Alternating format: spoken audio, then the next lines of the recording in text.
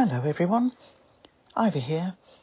This week's podcast is entitled The Hill We Climb, episode 55. First of all, an introduction. This week's podcast, as I said, is entitled The Hill We Climb, which is the poem that Amanda Gorman recited at the inauguration of Joe Biden as the President of the USA and Kamala Harris as the Vice President. I, like many people, was very impressed with that recital, and I had no hesitation to pre-order her book last year. It was delayed by a few weeks, but I was more than happy to obtain that beautiful publication towards the end of 2021. I bought the Audible version, and to hear Amanda herself recite her poems makes it very special to me. The book, in any case, and if you want to know, is called Call Us What We Carry. Amanda Gorman is an American poet and activist from Los Angeles, California. Amanda's work focuses on issues of oppression, feminism, race and marginalization, as well as the African diaspora. Amanda Gorman is the first person to be named National Youth Poet Laureate. I decided to use the poem as a backdrop for this week's podcast, and in particular look at how the British royal family and its various associates in crime, and the Sussexes and their global support network navigate these shark-infested royal waters every day, and the reasons why we will be here every day and night for a lifetime. First of all, I will read out the whole poem, and then use extracts from the poem to illustrate actions of certain groups, including the Sussexes, and also the global support-based approach to sentiment expressed in a particular section of the poem. So here is The Hill We Climb in full. When day comes, we ask ourselves, where can we find light in this never-ending shade? The loss we carry, a sea we must wade. We've braved the belly of the beast.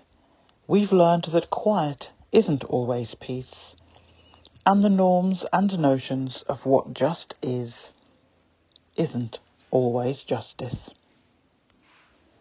And yet the dawn is ours before we knew it. Somehow we do it. Somehow we've weathered and witnessed a nation that isn't broken, but simply unfinished. We, the successors of a country and a time where a skinny black girl descended from slaves and raised by a single mother, can dream of becoming president, only to find herself reciting for one. And yes, we are far from polished, far from pristine, but that doesn't mean we are striving to form a union that is perfect. We are striving to forge our union with purpose. To compose a country committed to all cultures, colours, characters and conditions of man. And so we lift our gazes not to what stands between us, but what stands before us. We close the divide because we know to put our future first, we must first put our differences aside. We lay down our arms so we can reach out our arms to one another. We seek harm to none and harmony for all. Let the globe, if nothing else, say this is true, that even as we grieved, we grew. That even as we hurt, we hoped. That even as we tired, we tried. That we'll forever be tied together victorious, not because we will never again know defeat, but because we will never again sow division. Scripture tells us to envision that everyone shall sit under their own vine and fig tree, and no one shall make them afraid. If we are to live up to our own time, then victory won't lie in the blade, but in all the bridges we've made. That is the promised glade, the hill we climb, if only we dare it, because being American is more than a pride we inherit. It's the past we step into and how we repair it. We've seen a force that would shatter our nation rather than share it, would destroy our country if it meant delaying democracy. And this effort very nearly succeeded. But while democracy can be periodically delayed, it can never be permanently defeated. In this truth, in this faith we trust, for while we have our eyes on the future, history has its eyes on us. This is the era of just redemption we feared at its inception. We did not feel prepared to be the heirs of such a terrifying hour, but within it we found the power to author a new chapter, to offer hope and laughter to ourselves. So, while once we asked, how could we possibly prevail over catastrophe? Now we assert, how could catastrophe possibly prevail over us? We will not march back to what was, but move to what shall be. A country that is bruised but whole, benevolent but bold, fierce and free. We will not be turned around or interrupted by intimidation because we know our inaction and inertia will be the inheritance of the next generation. Our blunders become their burdens, but one thing is certain. If we merge mercy with might, and might with right, then love becomes our legacy in change, our children's birthright. So let us leave behind a country better than the one we were left. With every breath from my bronzed pounded chest, we will raise this wounded world into a wondrous one. We will rise from the gold-limbed hills of the west. We will rise from the winds swept north, east where our forefathers first realized revolution. We will rise from the lake-rinsed cities of the Midwestern states. We will rise from the sun-baked south. We will rebuild, reconcile, and recover in every known nook of our nation, and every corner called our country. Our people, diverse and beautiful, will emerge battered and beautiful. When day comes, we step out of the shade, aflame and unafraid. The new dawn blooms as we free it. For there is always light, if only we are brave enough to see it. If only we are brave enough to be it. End of that poem. Let's go on with the rest of this article. Let's talk about facts. The squad has gone from being considered as bots through a variety of comical names to have ascended now to be described and seen as a threat in royal circles. No longer are we dismissed out of hand. No longer do any of the British royal family and associates laugh about us now. We know we must be getting under their skin when they start to tell lies about us, and when they say our names with venom, and when they feel so bold to speak about us in such terms that make it clear they are no longer laughing now.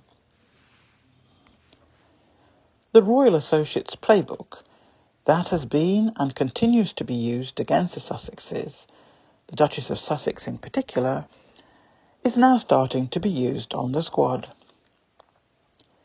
Tell us how you all belong to the same gang.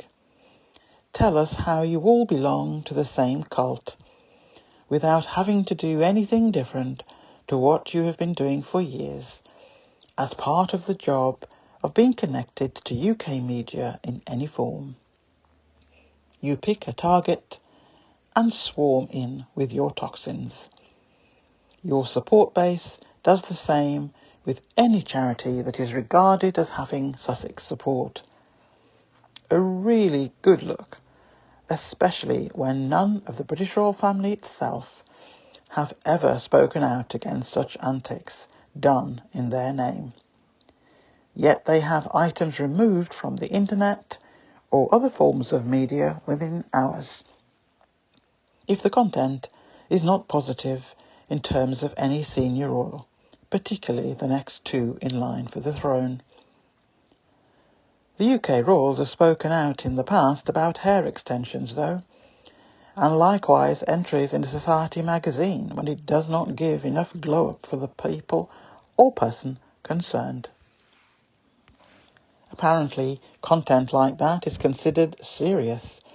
Therefore, swift action is taken to rewrite history or by removing the said item completely. A magic wand is waved, and all of a sudden, there is nothing to see here. Article 8 came in quite handy for one member of the British royal family in recent years.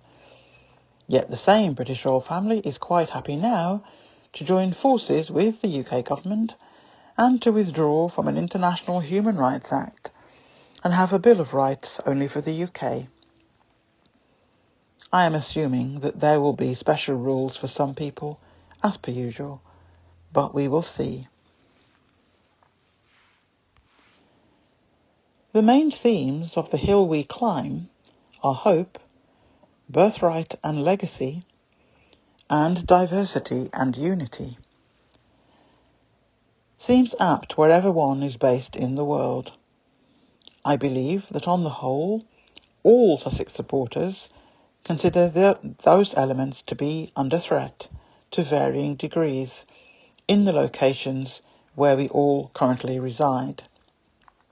In fact, it is applicable to any society that oppresses any part of its population and regards them as a lesser class than the other groups in society and treats them differently to others who also live in the same nation.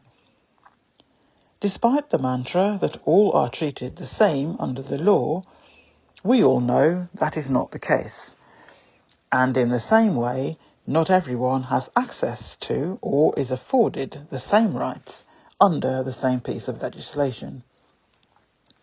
Responses to certain situations, often based on ethnic origin and skin colour, determine how certain nations respond to the crisis in front of them. A few examples of groups have good reason to be concerned about birthright and legacy, along with diversity and unity. People of colour all around the world have justified cause to be concerned about those same topics. But we have faith in ourselves and what we can do to be able to live in this world every day and navigate life in such a way that we will leave the world better than we found it. Hope is always there, and we are confident that there are powers beyond the understanding of some regimes and groups that will bring about a much more inclusive understanding about life and how we move forward on this planet.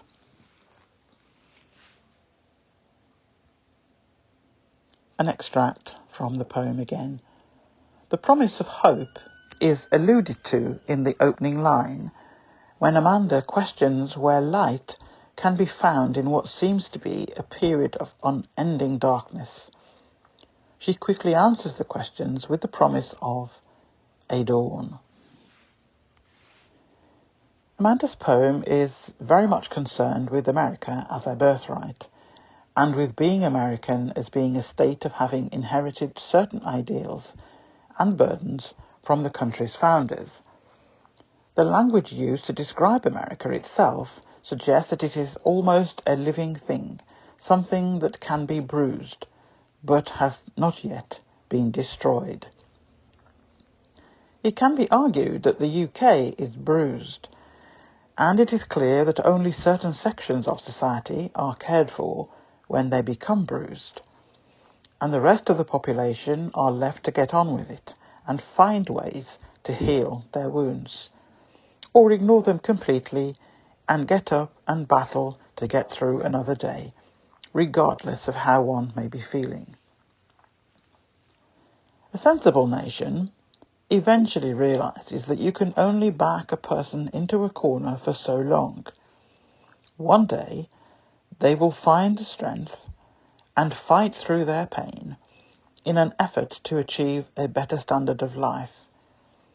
The strength that a maligned and hurt individual is experiencing at the hands of uncaring people is much stronger than a healthy, happy individual, and is always delivered in a powerful way. All nations, beware of how you treat your citizens. We need to recognise and respect all people and come together to bring about a sea of change for the better. Living in a toxic environment day after day, week after week, or year after year is not the way forward. Whether that applies to family dynamics or a country, at some point boundaries will need to be created to allow space for people to heal and find a more conducive environment to try to simply exist in peace. Another extract. Country may not be truly committed to people of all cultures and colours, characters and conditions. It is possible that it can become such a country if violent arms are laid down and loving arms are extended. The war on people of all cultures and colours needs to be acknowledged and a change in approach explored. In the UK, the media is toxic every single day, not least because hate sells, and more money is made by every programme or news item slanted against a particular section of society that the media barons wish to see portrayed in a particular way. The end result is that type of toxicity is fed into every home in the nation, and in nations with similar media barons who have an agenda, usually unwritten, but the results are there to see. The brand is clear, and the golden chains that bind them to another similar entity in other nations give it the weight, and in their eyes the justification to continue. The love of the dollar or the pound or any nation's currency will eventually destroy itself if there is no other counterbalance of a range of priorities in life. On a personal level, I choose to not read or listen to the juggernaut of negative and toxic news on my TV or radio systems. I don't read any newspaper in the UK now, because even what used to be quality news publications have now succumbed to the honeypot of hate drilled into the minds of the population every day. Media personnel used to report in an impartial way about real news. Now they are well-known personalities in their own right, and the news status has gone to their heads, So much so, the way they report on things is so toxic and clearly aimed at certain sections of society, but done confident in the knowledge that their media barons approve of this approach. By blocking them all out of my day-to-day life and ensuring that none of them enter any timeline on any social media platform, I feel the increased strength to fight the good fight in a different way. I use the power of speech. I realise that I am not even a blip on their landscape, but like all the Squad media teams who have started platforms these last 5 years, are making a difference. Where once there was only one school of thought and approach being portrayed. We are definitely making a difference, and we know by their metaphorical frothing at the mouth they do most days now, compared to the ridicule that was directed at us in 2017. Never ever forget the 2 brave women who stepped forward into this lion's den in 2017 and told the world all the lies and actions going on in a media frenzy by friends of the UK royal family will no longer be met in silence. The ladies made it clear that every lie would be challenged, and that in the case of the UK, Meghan, the Duchess of Sussex, was not alone, and that there was an army of people who recognised themselves in her, and from now on, all those involved in that activity to destroy a black woman for daring to step into what was deemed a white space were put on warning, that they were no longer dealing with one woman in a new country, but a whole army of people around the world who lived that kind of existence every day in their respective living spaces. Tina and Michelle stepped forward and took all the poison arrows and the threats and got up each time, pulled out each arrow and told the haters, we are going nowhere. Meghan is not alone. Over time, very quickly in fact, we could see how Harry, the Duke of Sussex, stood by his wife's side and protected her and defended her against all comers with their hatred and racism, to name but just 2 of the toxins in play.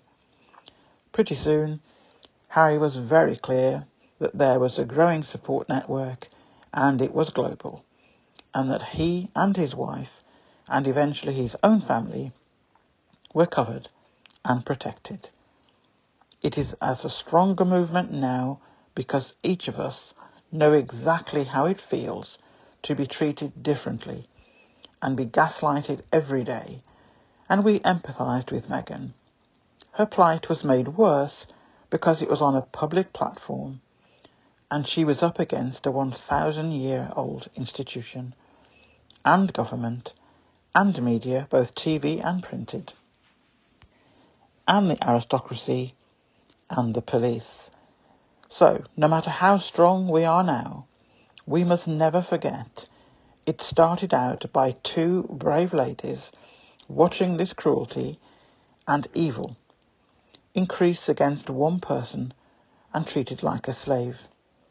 And Tina and Michelle put themselves in the line of fire and said, no more. The Squad is led by no one, and we do not all get along. But the unifying tie that we have is to protect the Sussexes and to challenge lies and misinformation and disinformation. The royal propaganda does not fly with us, and because of our global network and time zones, we provide cover 24/7. Thank you, Tina and Michelle, for sowing the seeds for this now powerful movement for good that continues to grow and now raises telephone number-sized charitable funds within a few weeks, each time one is announced. All funds go direct to the charities concerned, We merely promote the fundraiser. Sussex Squad is a peace-loving group of people based around the world, and its numbers grow each day, with each toxic act carried out by those who hate. Their hearts are full of hate, in fact. We join arms across the world, as in Amanda's poem, and use love and respect to provide positive outcomes and to help those who are vulnerable and in need. Some are out there focused on earning more and more income from inciting hatred.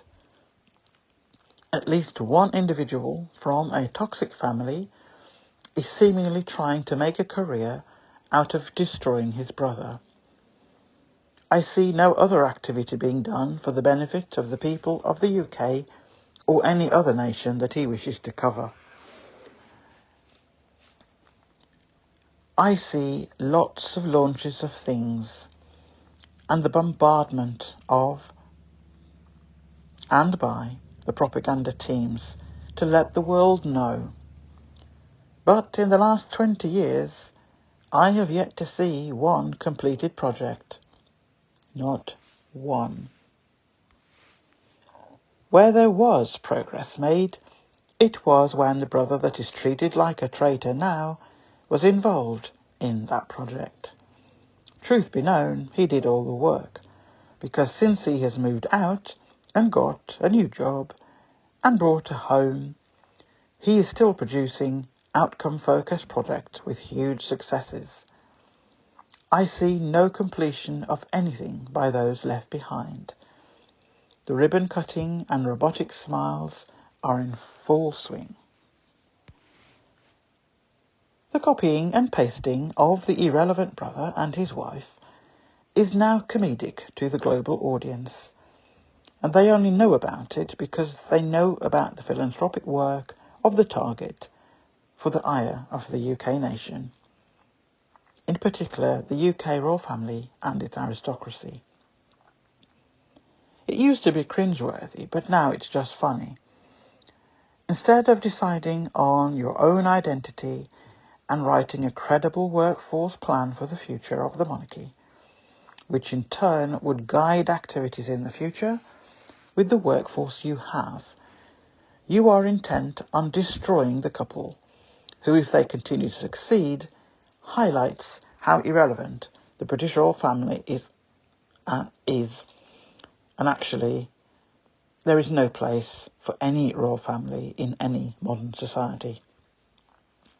It is naive to believe that both of you, dressing the same and visiting places the successful couples have visited, and copying mannerisms and decor, etc., it would be better to develop your own identity and blueprint and move forward with that.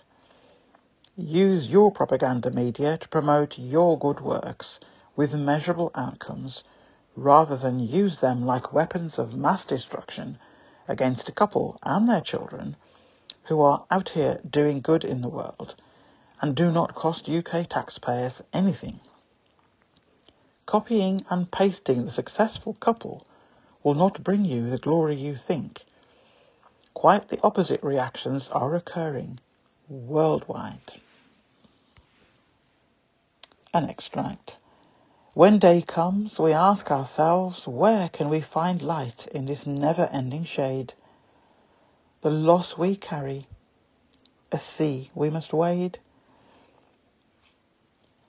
Sussex supporters wade through muddy waters every day, so doing similar for the Sussexes is natural. We wade through the sea of toxins sent their and our way, and we deal with it, and we get on with being forces for change in the world. While some nations are devoting their times to turning back the clock in terms of legislation and how they view certain groups of the population, a higher power will create a rebalancing held by the feet on the ground, who will work actively to overturn certain decisions and actions via the ballot box. Peace is the way forward, and peaceful activities will overcome. Another quote. We've learned that quiet isn't always peace, and the norms and notions of what just isn't always justice. And yet the dawn is hours before we knew it. Somehow we do it. Somehow we've weathered and witnessed a nation that isn't broken, but simply unfinished. Yes, some nations are broken, but they are not decimated. The work goes on until they are whole again. Another quote. We are striving to forge our union with purpose, to compose a country committed to all cultures, colours, characters and conditions of man. And so we lift our gazes not to who stands between us, but what stands before us. We close the divide because we know to put our future first, we must first put our differences aside. These are the goals. We strive to move forward together. It is the only way true peace and justice will occur. Until then, we strive towards it by positive actions. A quote. We lay down our arms so that we can reach out our arms to one another. We seek harm to no one and harmony for all. Let the globe, if nothing else, say this is true, that even as we grieved, we grew, that even as we hurt, we hoped. End of that quote. And I say, amen to this. Let it be so indeed. Always have hope in your heart and actions. Another quote. That even as we tired, we tried. That we'll forever be tied together, victorious, not because we will never again know defeat, but because we will never again sow division. An additional quote. Scripture tells us to envision that everyone shall sit under their own vine and fig tree, and no one shall make them afraid. End of quote. Our Duchess has said a similar phrase, describing it as a philosophy and a mantra to follow in life. While some people around you deliberately try to whip up drama and look for any signs of how you might react to their manufactured news and deliberately created distraction tactics to take heat off others. Nothing aggravates people like that more than to ignore their antics and treat it like background noise, and to sit under your virtual tree, minding your business, and let the crabs in a bucket try to crawl over each other to get out of that bucket, and to join in the clowns on the beach, claiming to be experts at this and that, when all the time the tide is coming in and none of them have noticed. Whether you are one of the crabs in a bucket or other eager to be with the carnival of clowns who believe that they are relevant and fool themselves into thinking that they would be employed by anyone with a shred of moral fibre and ethics. This same group prancing on the beach, looking for relevance by manufacturing so-called expert opinion based on their dream state than any reality that normal people reside in, and when called out for their behaviour, they complain about the stress caused to them for a short period, and how traumatising it is to lose one's eyelashes due to stress. No thought to the 5 years and counting to the stress needlessly inflicted upon someone who they considered to be a threat to their way of life, and who they targeted in the most cruel way, and joined up with others to seek and destroy their target. This same group had the caucasity to refer to the place that Meghan, the Duchess of Sussex, came from in the USA as being a ghetto, not recognising the way the various clusters of people hang on to and wish to be publicly known as being well in with the UK monarchy, along with the way they ganged up on the Duchess of Sussex and created stress and drama around her on every media platform. No concern about the welfare or health of the Duchess.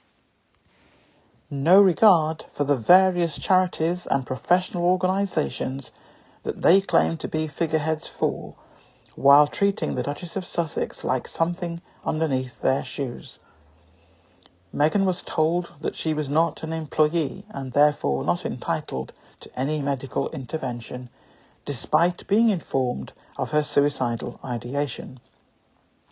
Meghan was not allocated a budget when she married into the British royal family, and therefore met all of her expenses herself, unlike every other person who married into that institution. Tabloid personnel had regular dialogue with royal HR and were informed of confidential information pertaining about the Duchess of Sussex's health, and rather than back down from this coordinated hate campaign, they doubled down on the stress-inducing behaviour, knowing that the Duchess was teetering on the edge of suicide. Yet, we have so much time in the press supporting one of their own about how stressful it was and has been for being called out for lying and manufacturing statements in order to collect £300. The way these people are prepared to sell their soul just to be part of the gang that tries to bring down the Duchess of Sussex. Someone who, even in their dreams, none of that pack could even qualify to walk in the dust clouds Meghan leaves behind, to lead a philanthropic life. You want to know how things can be put in perspective? One from the Carnival of Clowns bleated on about losing sleep and feeling stressed, so much so her eyelashes fell out apparently. Same individual who also lost her means of employment by one of the USA networks because of the incident regarding lies and being caught out. The way UK media came from under their respective stones to plead and to expect sympathy for the individual from their gang who had been found out was comical. One person lost a few eyelashes, and the Duchess lost a baby. I know right-minded people from anywhere in the world, including parts of the UK, can see the huge difference. I spoke about the media coverage of the Duchess of Sussex's miscarriage in a podcast that year. The coverage provided nothing but shame to the UK, to respond for days with nothing but evil and cruel articles.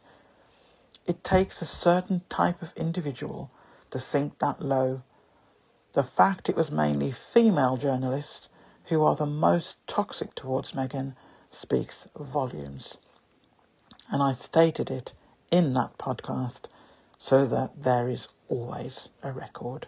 I stand by what I said. The coverage over the loss of an eyelash in comparison to the loss of a baby, both caused by stress. After what the UK media did and continue to do in the content of their reporting of the only person of colour in the royal family, I have zero interest in any losses that one of that media group incurred, money or eyelashes. Please. As always, royal family and their associates slow dance in their bubble, riding roughshod over people and are totally oblivious and uncaring about what is going on, and fail to notice that the room that they are occupying, prancing about, making themselves the centre of every story. Usually, when there is another launch of yet a product or a project, which most likely takes 10 years before we hear any more about it, and most likely will run true to form and produce a set of questions that will take another 10 years to find the answers to. Fail to notice that there are flames approaching their feet. Raw reporters think most of the UK population has had 10 years or more of memory loss. Royal family back in those halcyon days, and the way that they spoke about certain members of the royal family in terms of the articles that they wrote, it's worth taking a look. Go back, pick any year, it won't matter. The message being sold for those 10 years is the complete opposite to what is written about the same individuals today. It appears if one sells their soul, they receive good press in the UK. It means zero outside of the UK, but carry on. The UK is still in that slow dance analogy, but is only a grain of sand in the wider world. That wider world is changing as the environment is changing. Most are choosing to recognise those shifting sands, but the UK remain in the small group that believes they can sell sand to people who live in a desert. And they have a media that sells that version of events as and when required, as long as each benefits in some way. A few short quotes. While democracy can be periodically delayed, it can never be permanently defeated. So while once we asked, how could we possibly prevail over catastrophe? Now we assert, how could catastrophe possibly prevail over us? We will not march back to what was, but move to what shall be. A country that is bruised but whole, benevolent but bold, fierce and free. We will not be turned around or interrupted by intimidation. Because we know our inaction and inertia will be the inheritance of the next generation. Our blunders become their burdens. But one thing is certain. If we merge mercy with might, and might with right, then love becomes our legacy and change our children's birthright. So let us leave behind a country better than the one we were left with. We will rebuild, reconcile and recover in every known nook of our nation, in every corner called our country, our people diverse and beautiful. Will emerge battered and beautiful. To bring this podcast to a close, I have done a brief summary, looking at the three main themes, and I have given examples of podcasts that are applicable to that particular theme. There are more, but I've just given a few just as a starter. So, the main themes. Hope is one of the key themes of Amanda Gorman's The Hill We Climb. Perhaps the defining theme of the whole poem, the promise of hope, is alluded to in the opening line when Amanda questions where light can be found in what seems to be a period of unending darkness. She quickly answers the question with the promise of a new dawn. And 3 podcasts that I have put here under this section is I Have a Dream, That Ship Sailed Bro, The Lost Souls of Windsor. Second theme, Birthright and Legacy. Amanda's poem is very much concerned with America as birthright, and with being American as being a state of having inherited certain ideals and burdens from the country's founders. The language used to describe America itself suggests that it is almost a living thing, something that can be bruised but has not yet been destroyed. The examples I have listed is the podcast entitled The Dukes of Sussex, and also 1,000 Years of UK Monarchy. I added additional podcasts because of the element where Amanda talks about the hill we climb. All nations today need to acknowledge the past, good and bad, which they inherit, and repair what needs improving. And the podcasts I've listed are Let's Talk About Reparation, the 3-part series, The Business of Royal Propaganda, Blurred Lines Between Monarchy and Government, You Do Not Know What You Have Until It's Gone, and Slow Dancing in a Burning Room. Under the third theme, Unity and Diversity, I have listed the following podcasts. 7 Stages of Grief. Response from Freed Slave to Former Master. California Princess to UK Cinderella to Global Princess. Coercive Control Across Borders. The Psychology of Resentment. Herd Mentality. Are we programmed? As usual, there is more information in the article. It will be up on the website in about 24 hours, and I will post on YouTube to let you know when it is there and put the direct link to it. Hope you found that interesting, and using a slightly different approach this week. We have used poetry before, but not for a while. That's all for this week. Speak to you all in the comments, and see you all next weekend for the next podcast. Bye for now. Bye from Ivy. Bye.